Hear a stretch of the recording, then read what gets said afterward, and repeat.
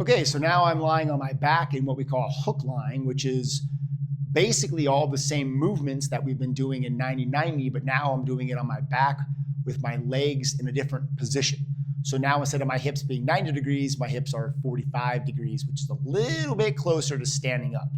I'm still using the floor on the back of me, behind me, to help me make sure that I'm managing the back body, feeling expansion when I breathe. I'm not arching in tight. I'm able to stay relatively relaxed in the back of me while I do these other things. And so you could do a right arm reach here. You do hip lift and a shift here. I'm going to work on more right leg movement currently.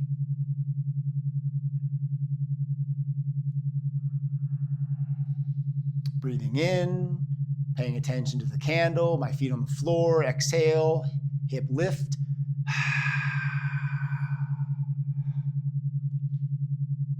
Three tilts, dimples. Now again, as I did that hip lift, I didn't bridge.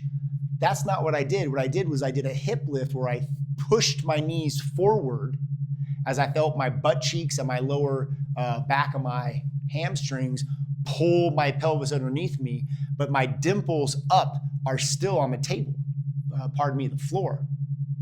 And as I breathe in that position, because I've exhaled and I've flattened everything and it's gone backward and down toward my pelvis, as I maintain that and inhale, I feel like almost like a wave of scooping inhalation expansion from my middle back, kind of down by my lower rib cage, up to my upper back. So it's this wave of inhalation expansion, which opens up my upper back from my lower rib cage all the way up to my shoulder blade area and underneath, and that expands backward.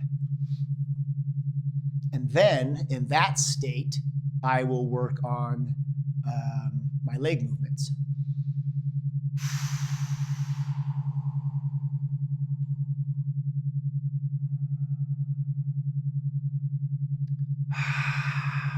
Hip shift.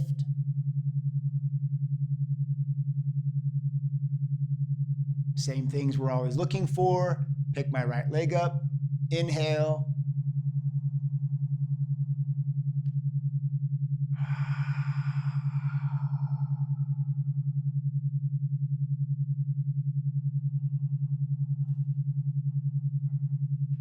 Left stance, left compression, left stabilization. Sit bone is winged out. Right hip is moving down toward my feet. As I inhale and straighten my leg, my entire right side of my body expands.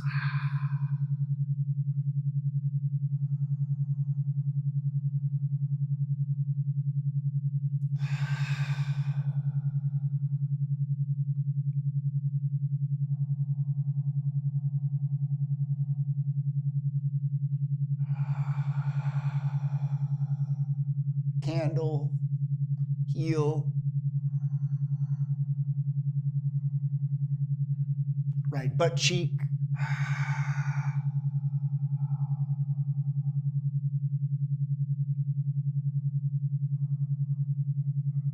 Right rib cage expansion as I inhale.